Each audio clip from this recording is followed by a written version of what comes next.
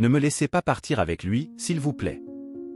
La fille supplia les médecins de ne pas la laisser partir avec son beau-père. La médecin décida de ne rien faire et de les suivre jusqu'à chez eux. Elle fut choquée par ce qu'elle vit en arrivant sur place. Le docteur Daphné travaillait dans un grand hôpital public comme agent de pédiatrie et était connu pour son dévouement et son amour pour ses petits patients. Elle travaillait toute la journée, faisant des journées de 10 heures ou plus selon les besoins d'urgence. La dernière fois que j'ai passé beaucoup de temps à l'hôpital. En arrivant à l'hôpital le matin, elle parcourait les couloirs de l'hôpital, visitant les enfants hospitalisés pour évaluer leur progression, passer en revue les examens, ajuster les traitements et planifier les sorties. Daphné était amie avec le docteur Vincent, le directeur du département de pédiatrie. En tant que chirurgien ou spécialiste des cardiopathies congénitales, elle était parfois impliquée dans des enquêtes. Le docteur Vincent admirait Daphné. Ils avaient tous deux un intérêt pour le même domaine depuis l'université. Bien qu'il n'ait pas le temps de sortir s'amuser en raison de conflits d'horaires, il parvenait parfois à terminer la journée en déjeunant dans des restaurants près de l'hôpital ou en prenant un café dans l'atelier de Vincent. Le mois prochain, Daphné, il y aura une conférence sur les cardiopathies congénitales. Le médecin Vincent l'a alertée et a dit à Daphné qu'elle devrait aussi s'inscrire. C'est vrai, Vincent? Oh, je dois y aller. Déclara-t-elle, ravie de la nouvelle. Oui, tu viens avec moi. Malheureusement, c'est la réalité. Nous devons accroître notre sensibilisation. Le docteur a dit que la plupart des enfants atteints de cardiopathie ont besoin d'une intervention chirurgicale et parfois ne reçoivent pas le traitement adéquat parce qu'ils n'ont pas été diagnostiqués. Vincent, tu es inquiet. Daphné a dit que je vais y aller et j'espère que tout ira bien ici. Je sais, mais calme-toi, je vais prévenir les pédiatres et les cardiologues pour qu'ils assistent à la conférence. Je sais que tout le monde ne pourra pas venir parce que nous avons besoin de médecins à l'hôpital, mais il est important de comprendre ce sujet et de rester attentif aux enquêtes, mais tu viens parce que c'est ta spécialité, a-t-elle conclu en se levant et en promettant de partir tôt. Daphné était heureuse de la nouvelle et a dit au revoir à Vincent. Quand elle était dans son cabinet, elle se mettait parfois à lire des articles sur le sujet, affirmant que cela avait été son passe-temps depuis l'enfance. Donc, quand elle est prête à partir, le docteur Elisabeth commence son quart de nuit choqué par elle. Sa collègue de travail, le docteur Elisabeth, a continué en disant que Daphné se souciait trop des enfants et qu'elle ne devrait pas prêter autant d'attention aux patients car leurs parents étaient responsables de cela. Daphné, en revanche, ne voulait pas être juste une médecin rationnelle, comme beaucoup d'autres l'étaient. Traiter ses petits patients sans connexion ne faisait pas partie de sa personnalité. Les enfants ont besoin de soins spéciaux. Sa mère décédée, qui était psychologue, lui a enseigné cela. Le docteur Elisabeth avait toujours des choses critiques à dire à Daphné. Soyez plus attentif à ce que vous faites. Cela peut affecter les parents. Sa voix était empoisonnée lorsqu'elle mentionnait Elisabeth. Elisabeth, quelle est la raison? Chaque personne a sa personnalité, quelle que soit sa profession, et je ne viole aucune règle de l'hôpital. De quoi avez-vous peur? Lorsqu'elle rencontrait sa collègue, elle n'ouvrait la bouche que pour se plaindre, insulter ou faire des commentaires offensants. Daphné, pourquoi aurais-tu peur? Je vais travailler, s'il vous plaît, et grâce à Dieu, je n'ai pas à vous rencontrer dans les couloirs aujourd'hui. Elisabeth a ignoré ses rares amis et est partie pour ne plus avoir à écouter. De plus, chaque jour, lorsque le docteur Daphné rencontrait Elisabeth dans un coin de l'hôpital, la rencontre était inévitable. Elisabeth a saisi l'occasion pour répandre son venin. Au début, Daphné se sentait horrible à ce sujet. Les mots et les actions la faisaient pleurer et envisager de quitter son emploi à l'hôpital car l'humiliation semblait insupportable. Elle se demandait toujours pourquoi il y avait tant d'hostilité. Ensuite, une infirmière pédiatrique expérimentée qui avait déjà vu de nombreuses situations à l'hôpital a dit à Daphné que le comportement d'Elisabeth était causé par l'envie. Daphné surpassait Elisabeth en compétences et en amour pour tous ceux autour d'elle. Daphné a eu une nouvelle perspective après cette révélation. Daphné a maintenu sa vitalité et a évité de s'affaiblir dans des conversations alimentées par l'envie lorsqu'Elisabeth s'est approchée avec ses commentaires sarcastiques. Daphné a parlé une fois au docteur Vincent, son ami et supérieur. Il a dit à l'infirmière que Elisabeth se sentait méprisée par Daphné, surtout à cause de son charisme avec les enfants. Les enfants considéraient Daphné comme leur médecin préféré, ce qui a poussé Elisabeth à remettre en question l'importance de son travail en tant que pédiatre. Daphné n'a pas réalisé qu'elle était perdue dans ses pensées jusqu'à ce que le travail soit terminé alors qu'elle réfléchissait beaucoup à cela avec Elisabeth. Elle prit une profonde inspiration avant de rentrer chez elle, réfléchissant à l'aspect le plus épuisant de sa routine. Elle en est venue à la conclusion que le plus grand problème n'était pas la fatigue physique, mais la fatigue mentale causée par le besoin de relier les enfants à leur famille, surtout dans des situations où elle devait communiquer de mauvaises nouvelles. La charge émotionnelle a augmenté en raison de la sensibilité de Daphné, qui s'engageait profondément avec chacun de ses patients. En rentrant chez elle après une dure journée de travail, elle vit son père Ludovic assis sur le canapé en train de lire des livres d'auto-assistance et de spiritualité. Les lunettes étaient presque tombées de son nez. C'était son passe-temps préféré. De plus, il demandait toujours ce que Daphné voulait manger en rentrant. « Peu importe, papa », répondit Daphné. Comme s'il était préparé à la scène, il souriait. Après le dîner, Daphné s'assit sur le canapé et discuta de sa journée avec lui. « Devine, papa, devine ce qui s'est passé ?» Comme si son père était conscient de ce qu'elle allait dire, Daphné a commenté avec joie. « Qu'en est-il du docteur et d'Elisabeth ?» Il avait déjà compris de quoi il s'agissait et rit. Faire quelque chose tous les jours est normal, informa Vincent qu'il y avait une conférence sur les cardiopathies congénitales aujourd'hui. Daphné a dit avec enthousiasme qu'elle avait hâte d'y aller. Son père lui disait toujours cela. « Si tu es heureuse, ma fille, je le suis aussi. » Avant de s'endormir, cette pensée accompagnait Daphné. En arrivant à l'hôpital le lendemain, on a informé Daphné qu'une fille atteinte de cardiopathie congénitale avait été admise le matin et que le docteur Vincent l'avait déjà opérée. Daphné sentit une vague de préoccupation envahir son visage en lisant le dossier du patient. Très préoccupée, elle se rendit à l'unité de soins intensifs pour la visiter. Là, elle rencontra un homme habillé de vêtements sales et usés, avec une expression sérieuse et méfiante, et un regard silencieux qui l'observait avec inquiétude. « Bonjour et bonjour », dit-elle. « Je suis le docteur Daphné », dit-elle sans recevoir de réponse.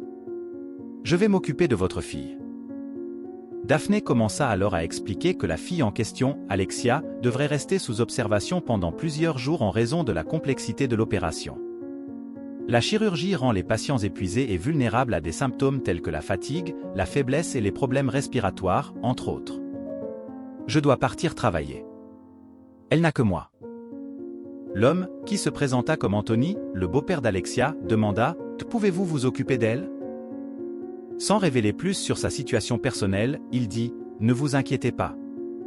Elle sera entre de bonnes mains. » Bien que la hâte d'Anthony lui semblât étrange, Daphné dit « Notre équipe est hautement qualifiée et nous vous tiendrons informés de tout changement dans l'état d'Alexia. » Daphné regarda Alexia avec curiosité et inquiétude après le départ du beau-père. Elle absorba chaque détail de l'apparence d'Alexia et nota sa simplicité, qui semblait raconter des histoires silencieuses de lutte et de besoin. La fragilité alarmante transmise par la peau pâle et presque translucide d'Alexia évoque un besoin silencieux qui met Daphné en alerte. Alexia était immobile et calme, avec un silence remarquable sur son visage inexpressif, peut-être à cause de la fatigue, mais montrant encore beaucoup de faiblesse. Sa posture et son expression ne montraient aucun signe d'agitation, au contraire, elle restait dans un silence profond, comme si parler lui coûtait beaucoup et était une forme de gaspillage d'énergie. Sa respiration était lente, avec un effort pour respirer. « Tout va bien, mon amour ?» demanda Daphné, interrompant le calme. Alexia sourit pour montrer qu'elle avait compris ce que Daphné avait dit. Daphné observa Alexia pendant une longue période. La fille ferma les yeux jusqu'à ce qu'ils se ferment, comme si ses paupières étaient trop lourdes. Sa respiration s'accéléra, indiquant qu'Alexia entrait dans un rêve. Daphné se sentit comme dans une scène de film où la victime a la chance de tout dire car personne n'est là, mais ne dit rien car elle ne peut pas parler, ce qui lui cause de l'anxiété. Daphné respira profondément, elle avait encore une journée devant elle. À Possuaronda, Daphné lit le dossier médical d'Alexia et découvre qu'elle est extrêmement vulnérable car elle a une cardiopathie congénitale et une condition immunologique rare qui la rend extrêmement sujette aux infections en dehors d'un environnement hospitalier contrôlé. Daphné est encore plus préoccupée et décide de parler au docteur Vincent du comportement d'Anthony et de l'état physique d'Alexia. On lui informe maintenant que le beau-père d'Alexia, Anthony, est à l'hôpital pour lui rendre visite. À son arrivée, le docteur Vincent l'accompagne.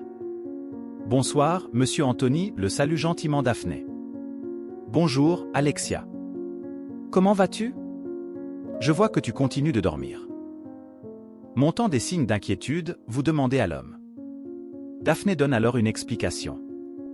Les médicaments qu'elle prend pour sa douleur l'aident à se rétablir. Son rétablissement, cependant, est un peu plus lent en raison d'une condition immunologique spécifique qui nécessite qu'elle reste à l'hôpital en permanence. Quel genre de condition est-ce?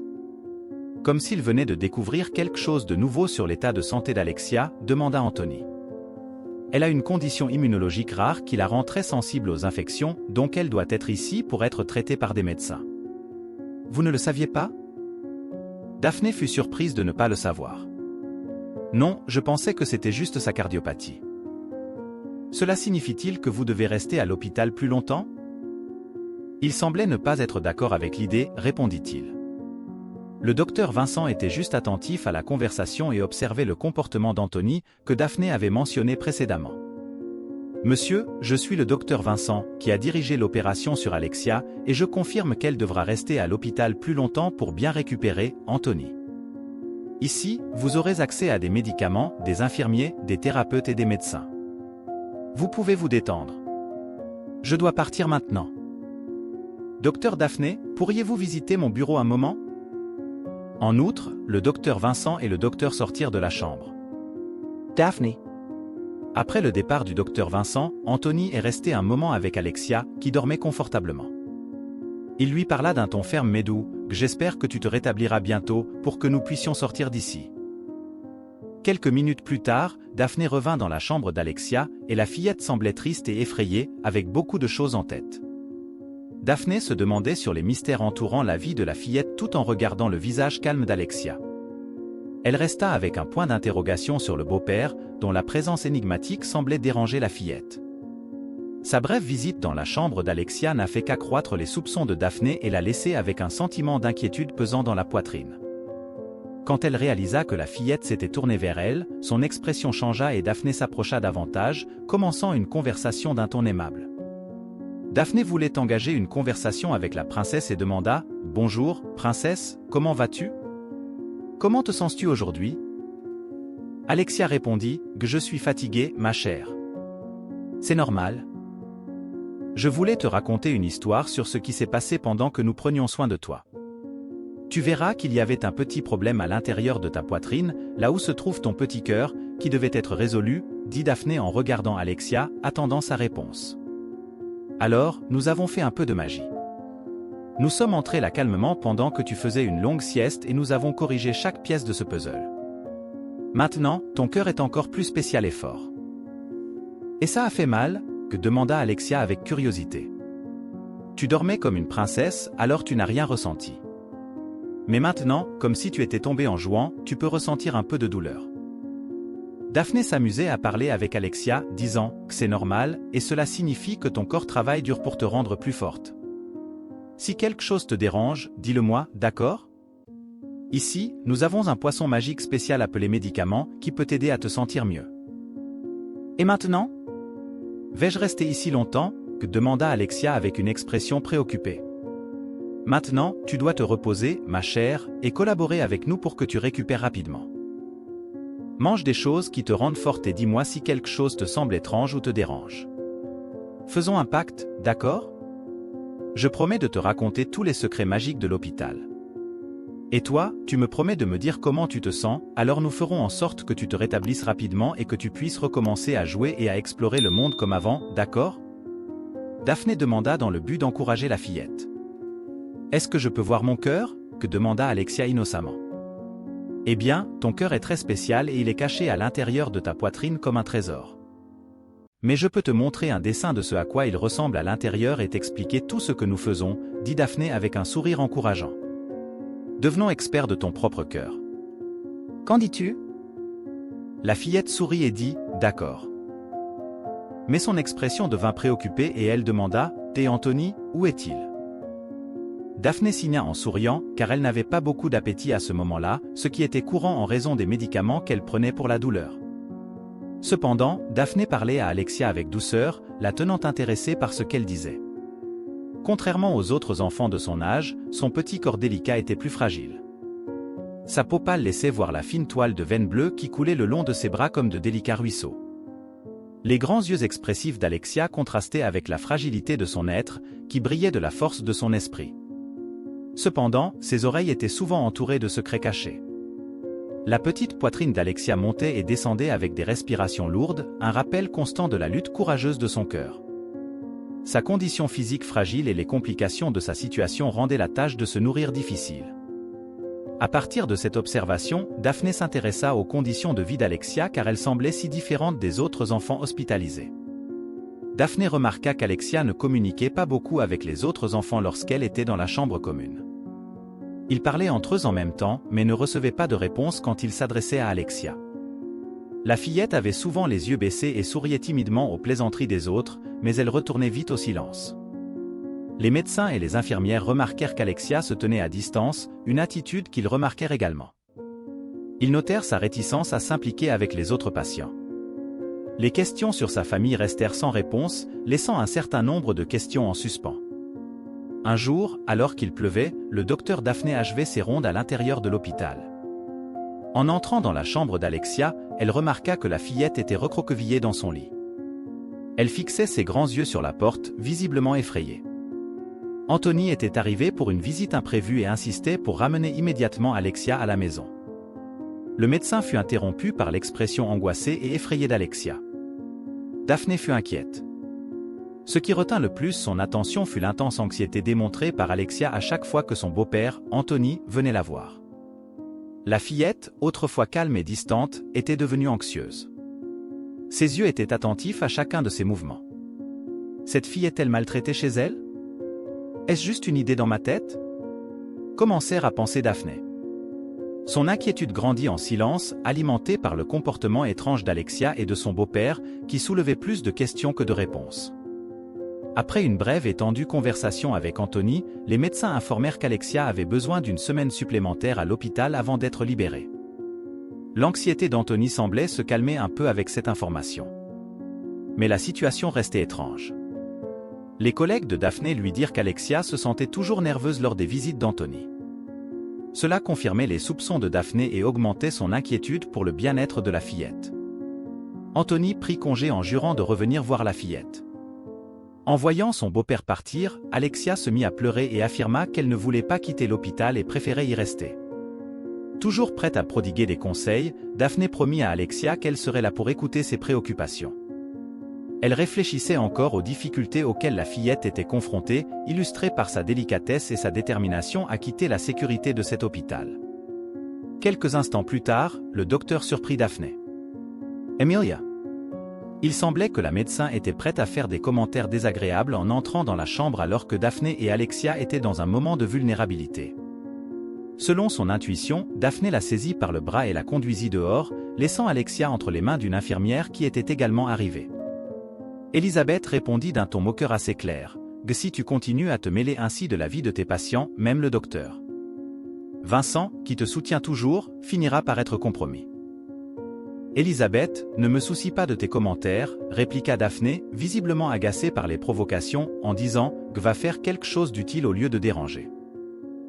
Elle conclut en disant que prendre soin du bien-être des patients était sa priorité et suggéra à Elisabeth de se concentrer sur ses propres patients.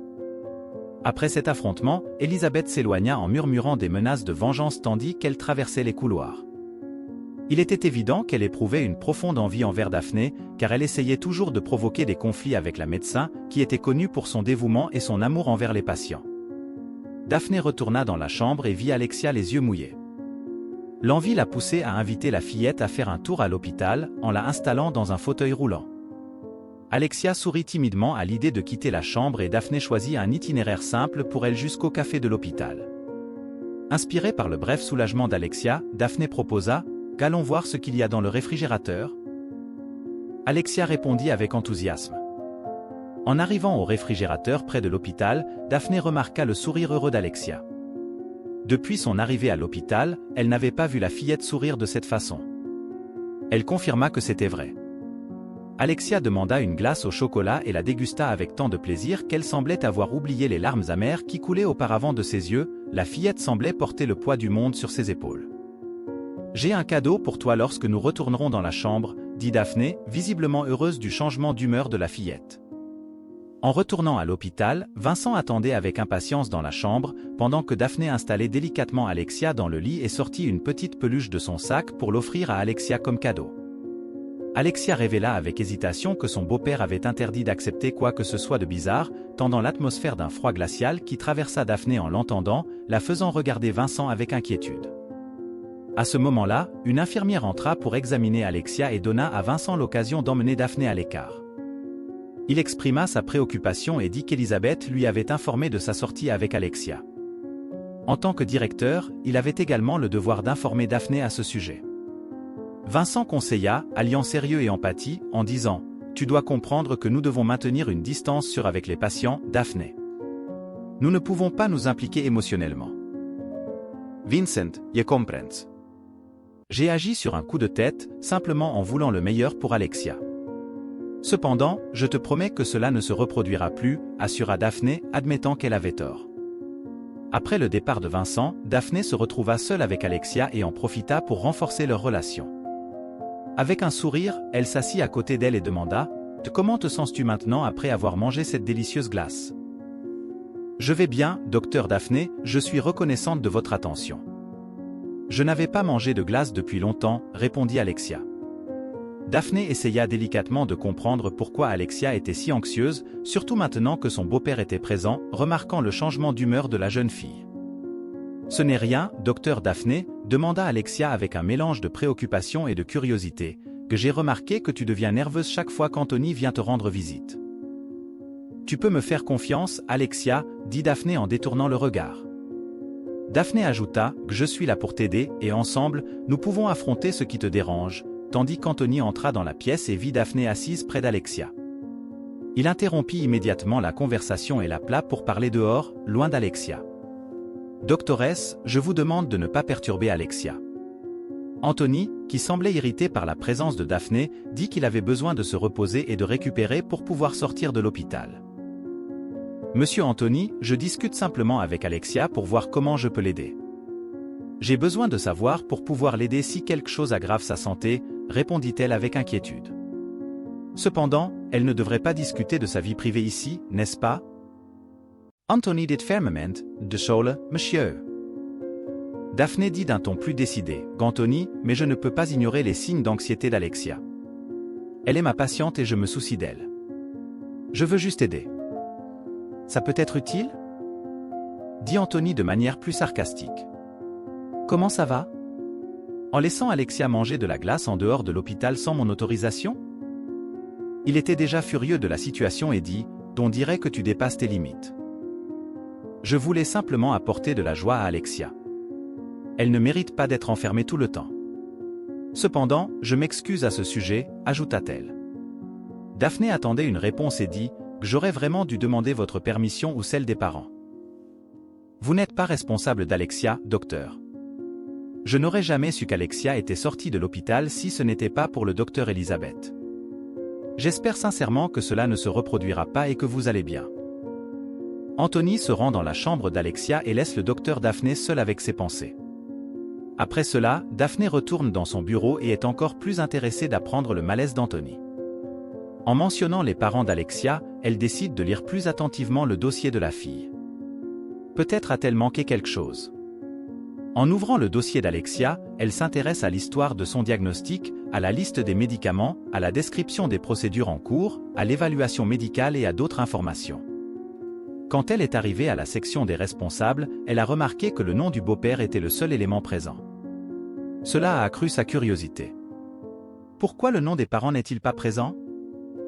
Après avoir terminé une autre journée de garde, Daphné a soupiré, impatiente de rentrer chez elle et de parler à son père de Alexia. En rentrant chez elle, elle a découvert que son père, Ludovic, était occupé à préparer le dîner. Manifestant de l'intérêt pour la journée de sa fille, il a engagé une conversation. Bien sûr, Daphné a révélé ce qu'elle avait découvert sur Alexia, soulignant le fait que l'enregistrement était étrange car seul le beau-père était responsable. « Crois-tu que tu as besoin d'en savoir plus sur cette fille, ma fille ?» Ludovic a demandé s'il avait remarqué qu'elle devenait spéciale pour elle. Daphné pense qu'elle ne peut pas rester les bras croisés, préoccupée par la possibilité qu'Alexia soit maltraitée ou négligée, ce qui pourrait aggraver sa santé. Avec la table mise pour le dîner, son père appela Daphné à s'asseoir et ils discutèrent d'une période difficile, lorsque la mère de Daphné luttait contre un cancer du côlon. Daphné n'était qu'une enfant à l'époque et vivait en connexion avec sa mère pour exprimer tout son amour. Elle accompagnait son père aux séances de radiothérapie et de chimiothérapie. Il lui rappela que sa mère avait aussi une routine extrêmement stressante à la clinique parce qu'elle s'occupait de plusieurs personnes. Elle rentrait à la maison si mentalement épuisée qu'elle pouvait dormir toute la journée, mais ce n'était toujours pas suffisant. Ludovic parla à Daphné de l'importance de reconnaître les limites en aidant les autres, en particulier en respectant la liberté individuelle, pour offrir une perspective plus large. En raison de la nature de l'implication émotionnelle, il devient plus difficile de déterminer jusqu'où on peut interférer dans la vie de quelqu'un sans dépasser ses limites. Daphné écoutait attentivement et avec tendresse les paroles de son père. Tous les résidents dans l'asile où je travaille comme volontaire ont besoin d'aide, et beaucoup d'entre eux ne reçoivent pas de visite de leurs enfants ou de leur famille. Les artistes font souvent des représentations théâtrales, des chansons, des histoires, etc. Ma fille, imagine si je m'impliquais avec tous et les ramenais à la maison. Es-tu consciente? Ludovic rit, mais d'un ton sérieux. Daphné appréciait d'entendre son père. Il serait un psychologue compétent. Elle le remercia avec un sourire. Ludovic a également mis en garde contre l'état de santé déjà évident du beau-père de la fille et a conseillé d'aider en respectant la vie privée d'Alexia et de sa famille. Il a conclu que tu sauras tout ce que tu as besoin de savoir. Ils ont tous deux parlé un peu plus et Ludovic a dit pour conclure la conversation qu'il était là pour aider sa fille en tout ce qu'elle avait besoin. Le lendemain matin, Daphné se réveilla le cœur battant. Elle ne savait pas si c'était juste la fatigue de la veille ou les inquiétudes concernant sa carrière. Bien que sa conversation avec son père l'ait éclairée, elle ne pouvait pas la laisser passer. Elle se ressaisit et se rendit à l'hôpital. Elle voulait rendre visite à Alexia. C'était le seul moyen pour apaiser son anxiété. Elle a appris par les infirmières qu'Alexia était en crise et se sentait très mal quand elle est arrivée à l'hôpital. Anthony ne répondait pas au téléphone. Les infirmières ont dit qu'une femme vêtue de mauve, aux cheveux longs et mal habillée, avait demandé Alexia à la réception, disant qu'elle était sa mère. Après avoir rendu visite à la fille, la femme est sortie précipitamment de la chambre et a couru hors de l'hôpital. Après la visite, Alexia a commencé à avoir des difficultés à respirer. Daphné s'est inquiétée et s'est précipitée dans la chambre d'Alexia, où elle ne trouva que l'infirmière. Maintenant, elle parle avec Alexia et lui demande ce qui s'est passé. C'était ma propre mère. Elle a affirmé qu'elle voulait m'accompagner. Je ne veux pas l'accompagner.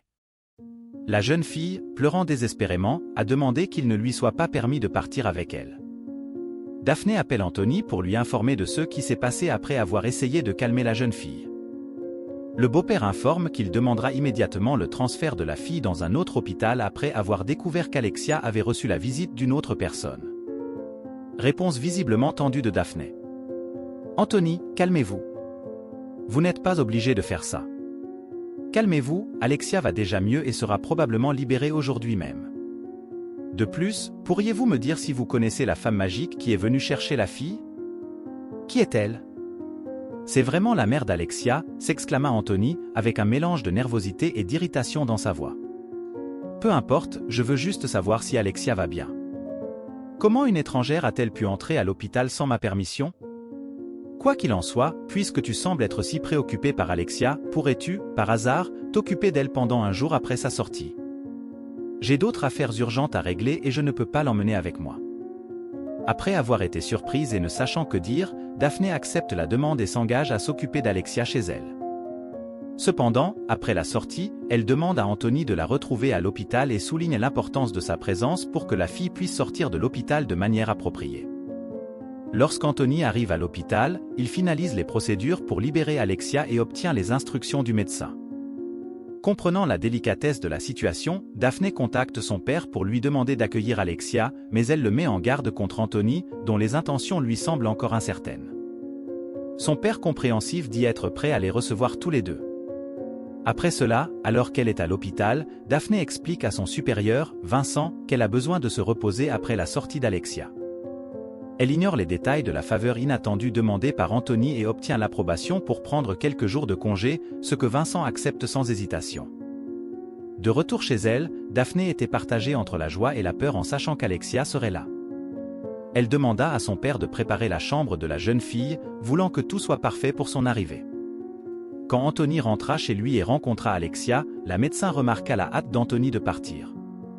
En lui exprimant simplement ses remerciements avant de partir et en promettant de revenir tôt pour récupérer Alexia, Daphné l'embrassa et lui dit qu'elle avait obtenu quelques jours de congé pour pouvoir passer du temps ensemble. Alexia, maintenant vêtue de ses propres vêtements, révélant davantage sa situation à travers son habillement usé, attrista Daphné. Déterminée à améliorer au moins un aspect de la situation, Daphné se rendit au magasin local pour acheter de nouveaux vêtements pour Alexia, laissant celle-ci sous la garde de son père. Quand Daphné revint et lui donna les nouveaux vêtements, Alexia hésita, se souvenant que son beau-père n'acceptait rien des étrangers.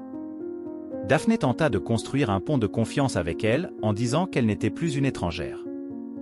Après tout, son beau-père avait accepté de la laisser sous sa garde.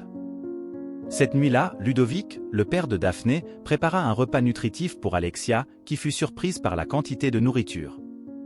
Ludovic demanda « Puis-je en prendre un peu chez moi ? J'ai toujours faim car il y a peu de nourriture là-bas. » « Bien sûr, ma chère, après je te préparerai un tupé pour que tu l'emportes, » dit Alexia avec une expression triste. Daphné regarda son père avec les yeux humides et demanda « Mais dis-moi, Alexia, qu'est-ce que ton beau-père a fait d'aussi urgent ?» Daphné était inquiète et demanda « Je ne peux rien dire sur ma vie, docteur. » Alexia souligna l'importance de ces paroles en répondant à Daphné. Ensuite, essayant de changer de sujet, elle demanda « Merci pour le repas, je me sens fatiguée. Puis-je aller me coucher ?» Attendant avec impatience la réponse de Daphné. « Bien sûr, ma chère. Je vais te conduire dans la chambre d'amis où j'ai une couverture pour toi. Je veux que tu te sentes à l'aise, n'est-ce pas ? Ma maison est proche, donc tu peux venir me chercher si tu as besoin. » Le lendemain, Alexia se réveilla affamée et demanda de nouveau si elle pouvait emporter de la nourriture chez elle, car Daphné avait insufflé la sécurité et l'affection nécessaires pour qu'Alexia se sente accueillie et en sécurité chez elle. Une fois de plus, Daphné se remplit de larmes et dit avec le cœur serré qu'elle avait préparé un tupé à emporter. Cependant, les jeux éducatifs méticuleusement disposés dans le salon de Daphné étaient déjà disponibles, tandis que la cuisine attendait avec des ingrédients sélectionnés pour une séance amusante de préparation de biscuits avec les amis. Daphné observait Alexia, qui semblait s'amuser à chaque instant, faisant de cette matinée une promesse d'apprentissage. En tant que pédiatre, Daphné avait un don spécial pour prendre soin des enfants, une compétence qui s'étendait bien au-delà des murs de son cabinet et était profondément enracinée en elle. La maison de Daphné était devenue un véritable refuge pour Alexia au milieu de cette atmosphère chaleureuse. La fillette le regarda, sans se dépêcher de partir, et son père vint la chercher. « Allons-y, Alexia » appela Anthony à la fillette. Surprise, Alexia demanda « Déjà ?» Il répondit « Oui, nous devons y aller maintenant. » Alexia, qui s'amusait jusqu'alors avec les jeux et les rires, devint soudainement sombre, et son inquiétude croissante était évidente. Quand Anthony arriva enfin à la porte pour l'attendre, la fillette commença à pleurer et se cramponna à Daphné, comme si elle voulait se fondre dans la sécurité de sa présence. Sa voix tremblait de l'intensité de son émotion, et Anthony resta impénétrable, un homme dont les yeux semblaient cacher plus qu'il ne montrait. Le beau-père, déjà impatient, s'exclama « Alexia, je ne te demande pas, je t'ordonne, allons-y tout de suite. » Daphné sentit un nœud dans son cœur devant cette situation, et sa nature protectrice l'incita à protéger Alexia et à lui offrir un refuge contre les tempêtes de la vie. Lorsqu'elle se retrouva face à Anthony, sa posture transmettait à la fois une offre d'aide et un défi silencieux. « Tout va bien, Anthony ? Que se passe-t-il » Elle demanda, espérant, peut-être naïvement, percer l'armure qu'Anthony portait contre le monde. Anthony était habitué à régler ses problèmes seul, ignorant l'offre de Daphné, son silence, un mur que même une inquiétude sincère ne pouvait abattre. En observant la scène, le père de Daphné choisit de rester en arrière, offrant un soutien silencieux et reconnaissant que Daphné devait affronter les défis seule. Daphné, bien que réticente et maintenant encore plus inquiète que Alexia puisse subir des abus à la maison, prépara Alexia à partir et observa attentivement le beau-père, prenant le sac à dos de sa fille, qu'elle avait soigneusement préparé avec tout ce que Daphné avait dit à Alexia, essayant d'insuffler un peu de légèreté dans l'adieu. Alexia le ressentit, ses larmes continuant de couler sur son visage, mais maintenant mêlées à un sourire tremblant, une expression de gratitude et d'adieu. Le beau-père Anthony prit la main d'Alexia et la guida hors de la maison, qui, pendant un bref instant, avait été un lieu de rire et d'apprentissage, tandis que Daphné restait sur le pas de la porte. Le cœur lourd, Daphné observait leur éloignement, enveloppée dans une tempête d'émotions. Se sentant impuissante, Daphné réfléchissait à ce qu'elle pouvait faire de plus pour aider la jeune fille. L'excitation et le regard douloureux d'Alexia alors qu'elle s'éloignait avec son beau-père ne firent que renforcer la détermination de Daphné à découvrir ce qui était réellement arrivé à la jeune fille. Ses soupçons de négligence et de maltraitance furent renforcés par cet événement, la poussant à prendre des mesures drastiques, peu importe leurs difficultés. Le cœur battant la chamade, elle se précipita derrière la voiture d'Anthony et se rendit compte que courir était inutile. Dans un moment de clarté, guidée par son intuition, elle se vit entrer dans sa propre voiture, la clé tournant dans le contact, presque comme si elle avait une vie propre. Ainsi, elle décida de les suivre. Son père monta à ses côtés de manière inattendue, sans rien dire, et sa présence était à la fois surprenante et réconfortante. Sa décision de l'accompagner était une déclaration silencieuse de soutien inconditionnel au milieu de la tempête émotionnelle dans laquelle naviguait Daphné. Il ne demanda pas où ils allaient ni pourquoi ils faisaient cela. Il savait qu'en de tels moments, Daphné avait besoin de quelqu'un à ses côtés, quelqu'un qui comprenne sans avoir besoin de dire un mot. Avec Anthony et Alexia désormais en tête, visibles seulement comme des ombres à travers la vitre arrière de la vieille voiture, Daphné appuya sur l'accélérateur. Le chemin se déroulait devant eux, chaque virage une énigme et chaque ligne droite un défi. Mais avec son père à ses côtés, Daphné sentit une force renouvelée. Dans un geste instinctif, elle ralentit tandis qu'Anthony conduisait sa voiture à travers des rues de plus en plus étroites et difficiles. Son cœur battait la chamade, reflétant l'intensité de la poursuite et l'incertitude quant à ce qu'ils trouveraient. Ils arrivèrent dans un quartier marqué par la pauvreté, où les maisons étaient entassées les unes sur les autres comme des pièces d'un puzzle usé par le temps et cachant des histoires inconnues. Quand Anthony s'arrêta enfin, Daphné l'observa attentivement tandis qu'il sortait de la voiture avec la jeune fille. Daphné le suivit du regard jusqu'à ce qu'il entre dans une vieille maison en bois. Le bâtiment ressemblait à un ranch de canoë, déplacé et oublié par le progrès. Daphné laissa son père dans la voiture, une décision plus dictée par l'instinct de protection que par des raisons de discours. Elle trouva une fenêtre pour voir l'intérieur de la maison et son cœur battait dans sa gorge alors qu'elle tentait de saisir des bribes de la conversation entre Anthony et Alexia. Quand Anthony apparut à la porte, le mouvement maladroit, le bruit involontaire et le calme tendu se brisèrent. Il fut surpris et inquiet en voyant Daphné, sa voix mêlant défi et peur, demandant « Que fais-tu ici ?» Elle tenta de parler, mais sa voix ne sortit pas. « Docteur Daphné, tu viens me chercher ? Tu viens me ramener à l'hôpital ?» s'écria Alexia avec enthousiasme en voyant Daphné. Le visage innocent et joyeux d'Alexia et l'incrédulité d'Anthony étaient visibles. Daphné s'agenouilla pour embrasser Alexia, lui offrant un moment de tendresse sincère avant de se relever pour répondre aux questions auxquelles Anthony n'avait pas encore répondu. « Alexia, ma chère, je suis venu m'assurer que tu vas bien. En outre, Anthony, je sais que ma présence ici peut être inattendue, mais j'ai remarqué qu'Alexia était prête à te suivre aujourd'hui. En fait, j'ai remarqué qu'Alexia était malade avec toi depuis l'hôpital, ce qui m'a inquiété. Excusez-moi de vous avoir accompagné, mais j'ai besoin de savoir ce qui se passe, dit Daphné d'un ton ferme. La présence du médecin rendit Anthony totalement mal à l'aise. C'est incroyable que tu nous aies suivis. C'est ridicule. Pour commencer, il emmène Alexia faire un tour hors de l'hôpital sans mon autorisation. Et vous me suivez après ça? Vous franchissez les limites. Anthony répondit avec curiosité, « En plus, vous inventez des histoires dans votre esprit qui n'ont rien à voir avec la réalité de nos vies. Je comprends votre inquiétude et je m'excuse à nouveau si cela semble intrusif, mais ma priorité est le bien-être d'Alexia. Je ne veux pas que vous pensiez que je vous accuse de quelque chose, mais j'ai définitivement besoin de réponses, dit Daphné, gardant un ton déterminé. J'ai remarqué de l'excitation, peut-être de la peur, chez elle en quittant l'hôpital, surtout après la visite de cette femme étrange. Cela m'a amené à me demander si elle pourrait subir une sorte d'abus ou de maltraitance à la maison. Aggression? Abus? Il ne manquait plus que ça. Écoute, entre et je te raconterai tout pour que tu chasses ces idées folles de ta tête, dit Anthony, cédant enfin, ses épaules s'affaissant sous le poids de la situation. La maison était dans un état déplorable quand Daphné entra, et ce qu'elle vit dépassa ses attentes et la laissa choquée. Anthony pleura en voyant l'incrédulité dans le regard de Daphné en découvrant l'intérieur. Cela démontrait sa vulnérabilité. Il essuya 3 larmes et dit « Je vais tout te raconter. Tu interprètes tout de travers, en ne voyant notre situation que d'un seul point de vue. » Daphné tenta rassurer Anthony après cette réaction car il était encore sous le choc du monde dur dans lequel lui et Alexia vivaient. L'air froid et humide qui s'infiltrait par les fissures et les portes n'était pas seulement gênant, mais pouvait également causer des dommages aux poumons vulnérables d'Alexia et à son cœur récemment opéré. L'humidité de l'environnement pouvait favoriser la moisissure et les champignons, ennemis silencieux d'une respiration propre et saine, sans mentionner la saleté sur le sol, indiquant que la maison n'avait pas été nettoyée depuis de nombreux jours.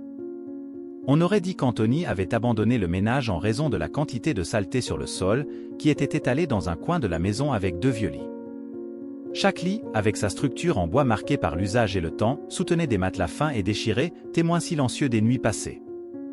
La cuisine, avec peu de pièces, avait un évier et une armoire basse faisant office de table, avec 2 chaises autour.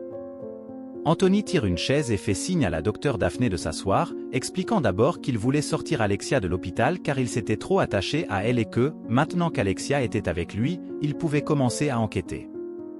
Il commence alors à tout lui raconter. Sa mère, Annabelle, m'a laissé avec Alexia et a récemment découvert où j'étais et a vu qu'Alexia était hospitalisée. Anthony révèle avec un regard triste que sa mère a abandonné sa fille parce qu'elle pensait que cela le libérerait de la prison, alors elle a abandonné sa fille et veut maintenant reprendre sa fille uniquement pour tenter de s'échapper de la prison. Enthousiasmée par la vulnérabilité d'Anthony, Daphné oublie la manière rude dont il l'a traité auparavant et lui offre sa main en signe de soutien, l'encourageant à continuer. Il poursuit, se sentant un peu plus soulagé. Anthony, montrant sa fragilité avec une sincérité émouvante, dit que je sentais que je ne pouvais pas la protéger comme je le voulais alors qu'elle était à l'hôpital, alors j'étais désireux de la sortir de là. Cependant, Alexia voulait rester, se sentant en sécurité et bien prise en charge par toi, en plus d'avoir accès à une alimentation meilleure que ce que je peux offrir. Cette situation me rend profondément triste. Anthony savait que la mère d'Alexia, Annabelle, n'avait jamais été une personne facile à traiter. Le début de sa relation avec le père biologique d'Alexia ressemblait à un conte de fées moderne, rempli d'amour et d'espoir, quand ils se sont rencontrés dans une clinique de désintoxication, essayant de surmonter leur dépendance à la drogue et à l'alcool. Unis par un objectif commun, cette quête de sobriété les a suivis jusqu'à la naissance inattendue d'Alexia, qui, loin de les unir, a déclenché une série de conflits. La naissance de la petite fille, censée renforcer leur lien, a fini par déclencher des disputes et des malentendus, ramenant le couple à leur dépendance avec encore plus d'intensité. Le père, dont la santé était déjà affaiblie, est décédé d'une overdose peu de temps après. La jeune fille était trop jeune pour comprendre la gravité de la situation et ressentait l'absence de sa mère. Cependant, malgré les difficultés auxquelles elle était confrontée, elle voyait en Anthony un refuge sûr. Annabelle avait volé tout l'argent d'Anthony et avait eu un conflit devant le magasin où il travaillait, exigeant plus d'argent et le diffamant avec des mensonges sur son caractère. Annabelle avait déjà été recherchée par la police à cette époque, mais elle avait réussi à se cacher jusqu'à aujourd'hui. Un jour inattendu, alors qu'Anthony et Alexia séjournaient dans une autre maison, Annabelle est apparue de manière inattendue et a prétendu que prendre soin d'Alexia, qu'elle présentait comme sa fille malade, pourrait entraîner une peine de prison plus favorable pour elle. Annabelle a expliqué que cela éviterait une punition plus sévère. Cependant, lorsqu'Anthony a réalisé que la femme voulait seulement emmener la fille pour ses propres intérêts, il l'a certainement emmenée. « Tu ne vas pas toucher à Alexia, tu dois partir d'ici maintenant », a-t-il affirmé avec fermeté. Annabelle était furieuse et a commencé à menacer Anthony, disant que des choses terribles arriveraient s'il ne cédait pas. Mais malgré son insécurité et sa lutte constante contre la pauvreté, Anthony est resté ferme et a protégé Alexia avec détermination. Il était déterminé à la protéger des menaces destructrices d'Annabelle, même sans avoir la garde officielle de la fille. Anthony et Alexia déménageaient constamment en raison de l'engagement, cherchant la stabilité, ce qui n'était pas toujours possible. Anthony avait l'habitude de prioriser le paiement du loyer plutôt que le paiement des soins médicaux d'Alexia avec le peu d'argent qu'il avait. Enfin, ils ont déménagé pour vivre dans cette cabane abandonnée. Les difficultés d'Anthony ne se limitaient pas seulement à son manque d'argent. Il luttait aussi contre le passé d'Annabelle, qui continuait à mettre en danger le bien-être et la sécurité d'Alexia, qu'il avait promis de protéger à tout prix. Après avoir raconté toute cette histoire qui le tourmentait, Anthony a terminé son récit avec un ton de dégoût et s'est adressé à la docteure. Daphné, c'est pourquoi j'ai cette paranoïa, docteur Daphné, parce que je suis toujours méfiant et surprotecteur envers Alexia. Chaque fois, j'ai peur qu'il lui arrive quelque chose de grave et que je ne sois pas là pour l'aider. Cette anxiété est la raison de ma rudesse, de mon irritation et de mon réticence à parler de ma vie. Je crains qu'en révélant trop, nous puissions faire l'objet d'investigations. Révélant sa vulnérabilité et signalant une trêve, indiquant qu'il ne voulait plus maintenir la posture défensive qu'il avait adoptée jusqu'à présent. Ému jusqu'au bout par le récit d'Anthony et d'Alexia, Daphné ne put retenir ses larmes. De l'extérieur, Ludovic, qui avait accompagné sa fille jusqu'à ce moment critique, resta silencieux comme un gardien.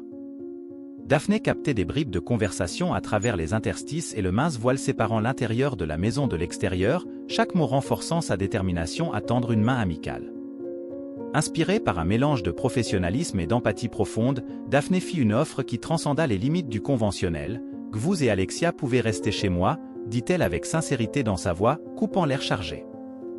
Jusqu'à ce que le problème soit résolu, ils seront en sécurité et hors de danger. Anthony était confronté à un dilemme après une vie pleine de méfiance et de réticence. Accepter signifiait reconnaître ses propres faiblesses et son incapacité à surmonter tous les obstacles. Cependant, sa priorité numéro 1 était la santé d'Alexia. Sa gratitude, murmura-t-il, les larmes coulant sur son visage, portant le poids de son orgueil blessé et de sa gratitude envers les regagnants. Ainsi, Ludovic entra, sa stature imposante adoucie par un geste de compassion. Il embrassa certainement Anthony et Alexia. « Nous sommes ensemble dans cette épreuve, nous ne sommes pas seuls, » dit Ludovic, d'une voix chargée de force et de sécurité. Au milieu de la tempête, ce geste simple mais profond épuisa les dernières réserves d'Anthony. La maison de Daphné, qui n'était auparavant qu'un lieu de résidence, était sur le point de se transformer en un refuge pour les âmes brisées et les esprits fatigués. C'était un phare dans l'obscurité que Anthony et Alexia avaient affronté seuls pendant si longtemps. Le changement le plus significatif est survenu lorsque la mère d'Alexia, Annabelle, a été arrêtée, ses crimes ont enfin été jugés. La révélation des crimes qu'elle avait commis, une liste sinistre comprenant des vols, du trafic de drogue et une évasion audacieuse de la loi, a surpris tout le monde, mais a apporté un soulagement étrange à Anthony. Un espoir renouvelé pour l'avenir d'Alexia, désormais libérée de l'ombre dévastatrice de sa mère, n'était pas la joie causée par le malheur extérieur. L'amitié entre Anthony et Daphné a évolué pendant cette période, passant d'une coexistence prudente à une amitié forte et profonde. Au départ, ils étaient unis par le bien-être d'Alexia et ont découvert qu'ils étaient amis et se respectaient mutuellement, ce qui se renforçait chaque jour. Daphné et Anthony ont trouvé un soutien inattendu l'un pour l'autre, grâce à leur compassion et à leur empathie. En même temps, Ludovic a été essentiel pour réintégrer Anthony dans la société. Une grande transition dans leur vie s'est produite lorsque Daphné a aidé Anthony à obtenir un emploi de sécurité dans une banque centrale en utilisant ses contacts. Lorsque le directeur de la banque est devenu ami et mentor d'Anthony, il a reconnu sa détermination et son désir de changement. Le retour à l'école et aux routines de l'enfance ont apporté une normalité souhaitée dans la vie d'Alexia. Pour la première fois depuis longtemps, elle a commencé à se sentir simplement comme une petite fille, libre des complications adultes qui avaient tourmenté ses premières années. L'intervention légale pour assurer la garde permanente d'Anthony a été le dernier coup dans la lutte pour la stabilité d'Alexia. Ludovic a présenté à Anthony un avocat ami spécialisé dans les affaires familiales, démontrant l'importance d'un solide réseau de soutien. L'avocat, inspiré par la justice et l'histoire d'Alexia, s'est totalement investi dans l'affaire. Son enquête a révélé la gravité des crimes d'Annabelle et sa décision d'abandonner sa fille. Il a présenté l'affaire au tribunal avec des preuves irréfutables, plaidant avec enthousiasme qu'Anthony était en fait le meilleur moyen d'assurer à Alexia un avenir aimant et sûr. Lorsque le juge a accordé la garde à Anthony, ce n'était pas seulement une victoire juridique, c'était aussi la confirmation d'un foyer restauré et d'un avenir sauvé des cendres du passé. Avec l'aide de Daphné et de Ludovic, Anthony était prêt à offrir à Alexia le réconfort et l'amour qu'elle méritait toujours. « Je n'ai pas de mots pour exprimer ma gratitude envers vous, docteur Daphné et monsieur Ludovic. Ma foi en l'humanité a été renouvelée grâce à vous, » a-t-il conclu, les larmes aux yeux. La vie de Daphné, Ludovic, Anthony et Alexia trouve un nouveau rythme et un nouveau foyer dans le calme qui suit la tempête des révélations et des transformations. La maison où ils résident désormais est éclairée par une lumière dorée du soleil, un signe de nouveau départ et d'espoir. Si vous avez apprécié cette histoire, laissez un like et abonnez-vous à la chaîne. De plus, vous serez probablement intéressé par ces histoires supplémentaires, cliquez sur le prochain qui apparaît pour vous.